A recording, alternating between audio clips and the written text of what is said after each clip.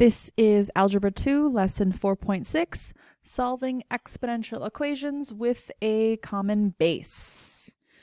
Okay, so first we're going to start off with the common base property of equality, and that states that if two like bases, so common bases, are raised to different powers, then those powers will be equal. And so what we're going to do is try to look at equations where we have something to a power and the same something to a power. Be mindful that that thing cannot be 1, so I might add that as a little on the side. A cannot be equal to 1, but I don't think I'm going to give you any that look like that anyway. First example says solve. We have 4 to the power of 5x is equal to 4 to the power of 10. So both of these sides of the equation have a common base of 4. And so basically those will eliminate and we can take our powers and write them equal. So that is the 5x from the left side equal to the 10 from the right side. So long as the bases are the same, then that's a pretty easy linear equation to solve. We have the product of 5 and x. We can divide both sides to cancel off the 5, and x is left equal to 2. So the first one was pretty obvious because I gave you common bases to start off with. So letter B, we're going to try to rewrite this with a common base because on the left side we see an 8 and on the right side we see a 4. This will require you to kind of recognize readily your powers. So I know that 8 is the same as 2 times 2 times 2. Oops, that wasn't supposed to happen. Let's do this quick.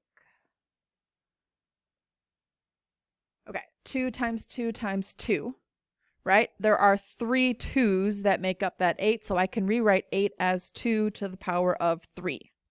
I'm going to keep that x as the exponent right next to it, and I'm also going to rewrite 4 as a power of 2, and I know 4 is 2 times 2, so that would be 2 squared. Rewriting our bases with common 2's now lets us rewrite our exponents as equal. So I can rewrite the 3x equal to the 2 because the base 2's would eliminate. Once that's done, again, all we need to do is divide each side by 3.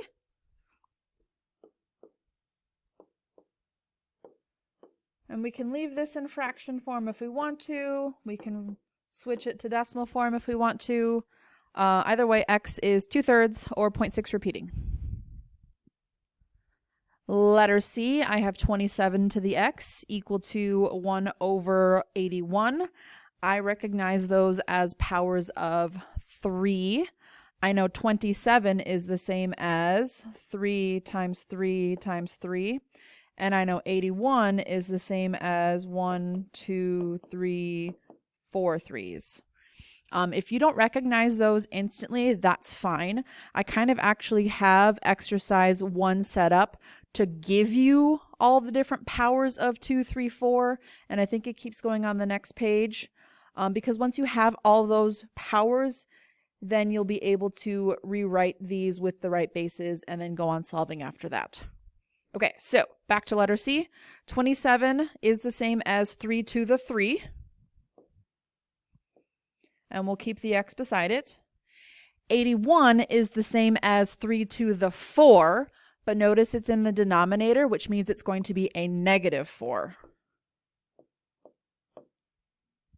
Once we have our common bases, we can rewrite that with our exponents.